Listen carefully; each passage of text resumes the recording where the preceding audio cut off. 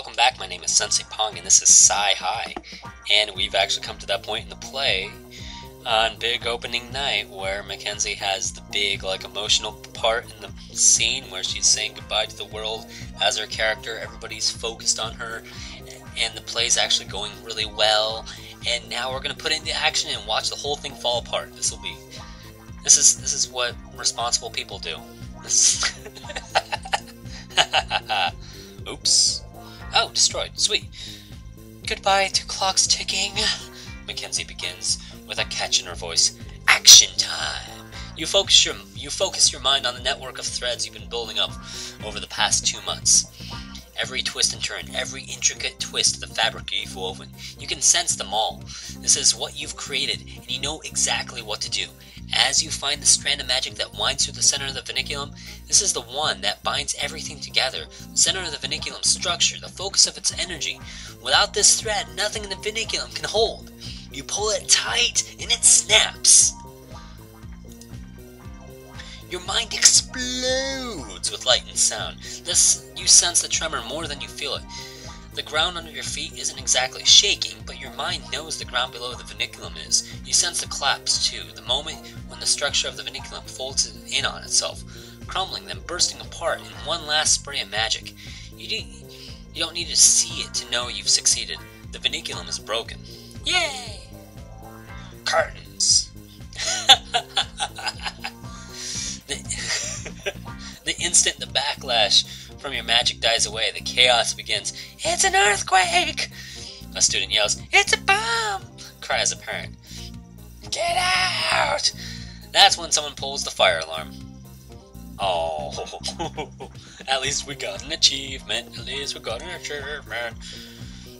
Destroy the drama club for 15 points. Okay, return to the game. Curtains. Destroy the drama club play. Yay! The blare of sirens mixes with the shriek of the fire alarm and the sobs of terrified people as hundreds of students, parents, and teachers stream out of the school. At the edge of the crowd, you spot the drama club. The actors still in full costume and makeup, the tech crew in the backstage black.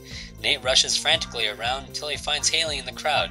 Only then does he let out a breath when he was holding as he wraps his sister in a tight hug. Jessica shouts instructions to the crew, trying to find some sort of order in all the chaos. Mackenzie's mascara streams down her face as she wails, Why is this happening to me? So how are you feeling right now? Awesome, this is exactly what I wanted. Or terrible. I didn't want to scare everyone like this. Terrified. What if they figure out it was my fault? Or, this is a little disappointing, but succeeding in my plan was much more important than anything else. Well, honestly, I don't want to get caught, so we'll say I'm terrified. You duck into a corner, trying to look as confused and inconspicuous as possible. To your great relief, nobody gives you a second look. Who would have thought your greatest performance on opening night of the drama club play would be pretending not to be the person who blew up the drama club play? At any rate, you've succeeded in your plan and stayed under the radar. Now it's time to save the prom. Through the crowd, you catch sight of Allison, her height lifting her head above the crowd. She catches your gaze. Her eyes ask a silent, worried question. You nod. Yes, you've done it, and it worked. Allison's face floods with a relieved grin. Oh, snap. Alright, Chapter 9, Spring Fever. When you arrive at school on Monday morning, the air feels lighter somehow. You didn't realize until it was gone, but the vinculum's influence ran subtly through Kingsport High. Now it's entirely gone. What about the people who are under the vinculum's influence, like Will and Jake? You're not sure what will happen to them, but you hope they'll return to normal now that the vinculum is gone. What you do know for certain is Mr. Pierce and Miss Clay aren't happy. Mr. Pierce stalks through the halls with an even angrier look on his face than usual, and you overhear him shouting at the frightened-looking Frosh. I'll send you to detention if I thought it would do any good. He turns away and storms off down the hall, pausing only when he passes a poster that reads, Junior Prom, a night to remember. He gives it a thin smile and moves on. You scored a big victory, but your work isn't done yet. So how are you acting now that your big plan is done? Are you doing anything differently? Well, I'm trying to act like nothing is different, or I'm holding my head a little higher and walking a little more confidently, or I've done something huge. I want to make sure everyone knows it. Or, I'm trying to escape notice as much as possible. I want to sink to the floor. Well, don't want to get caught, so acting inconspicuous is probably the best thing to do. So, I'm trying to act like nothing is different. Good call. The less people know about what you've done, the easier it'll be to carry out the rest of your plans. As you walk down the corridor to your homeroom, everyone is talking about the huge train wreck that was the opening night of our town. I heard it was a bomb. I heard it was an earthquake. It can't be. We don't get earthquakes in Massachusetts. Well, that's what I heard. You know what it really was. It was you. Unfortunately, Nate knows that too. Oops. He's waiting for you when you get to your locker. So, this is what you were planning, he asks. An uncharacteristic anger coloring his usually calm voice. After all our hard work, after everything I did to help you, you did this? Nate shakes his head. I trusted you, Pong. Why did you do this? Ouch. Number one, I'm really sorry. I never wanted to put anyone in danger.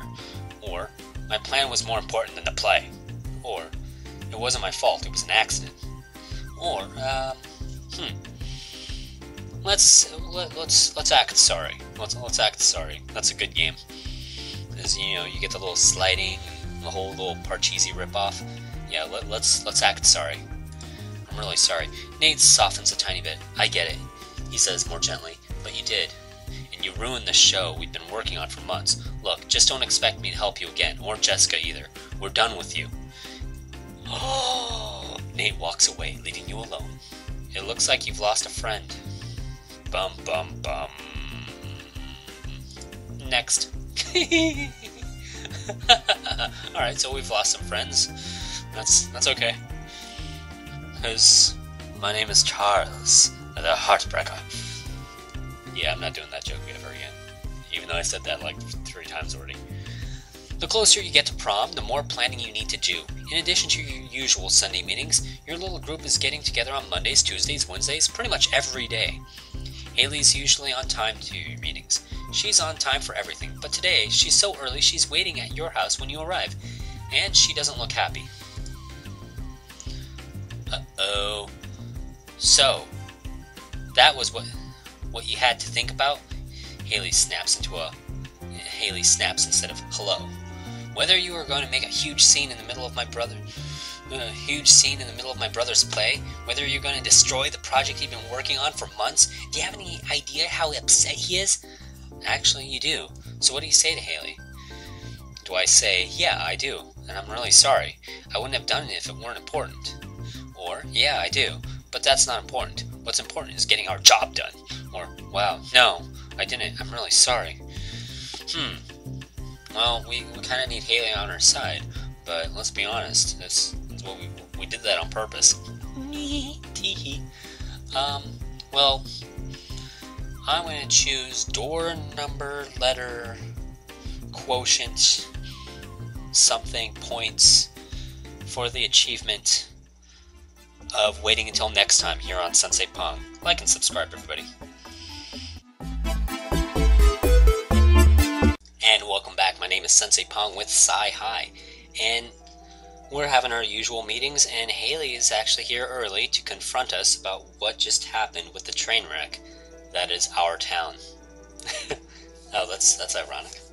Kingsport, our town, messing up the show called Our Town, and if I don't get this whole thing done, there'll be a train wreck known as Our Town, because it'll be controlled by mind-controlled body snatchers. So, well, anyways, what do we say to Haley? Our choices again are, yeah, I do, and I'm really sorry. I wouldn't have done it if it weren't so important. Or, yeah, I do, but that's not important. What's important is getting our job done and being model rebels. Or number 3, no, I didn't. I'm really sorry. Well, we like playing the game sorry, so we'll play sorry. Haley studies you for a long moment. Finally, she says, okay, fine. Her voice is flat, and her eyes are still narrowed with anger. That doesn't make it okay. It definitely doesn't make Nate okay, but we have a job to do, so we'll do it. You're not sure whether you've lost a friend, but at least you've still got an ally. Haley's brains are definitely an asset to your plans, and you're glad she's still on your side. Yay! We still got Haley on the side. So what do we do now? Haley begins, as she begins almost every meeting. prom boat is going over the Nexus, you say, and Mr. Pierce is going to use it to turn everyone into model citizens. Allison shudders. Okay, that's creepy, but it makes sense. If all the juniors are model citizens, then we'll all get better grades and better scores on our SATs, and that means we'll be more likely to get into college. The seniors have already taken their SATs and applied to college, so I think he thinks it's too late for them. But now that we know, what do we do about it? Since you've destroyed the Vinculum, it will probably be a lot harder for Mr. Pierce and Miss Clay to turn people into model citizens. But being so close to the Nexus and all its power, they might still be able to have some effect. That's why I'm on the Gold Crown team, so I can find out. As the junior prom approaches, meetings of the Gold Crown team focus more and more on what will happen there. Some people think focusing so much on a dance is a sign of frivolity.